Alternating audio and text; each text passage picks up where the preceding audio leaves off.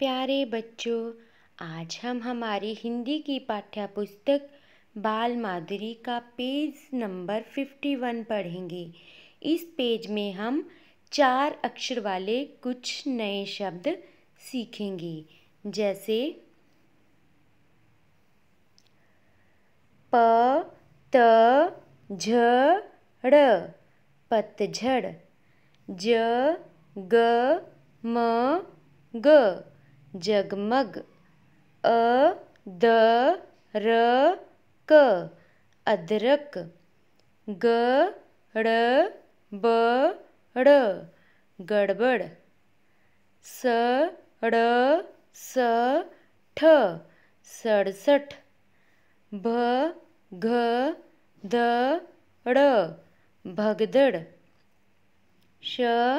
ल ग म शलगम, च म च म चमचम, ट म ट म टमटम, ग द ग द गदगद, त र क श तरकश, ड ग म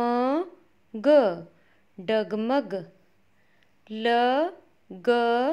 भ ग लगभग, द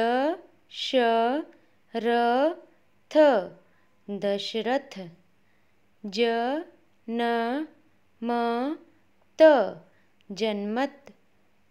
प र म ल परमल, ख ट म ल खटमल, उ ब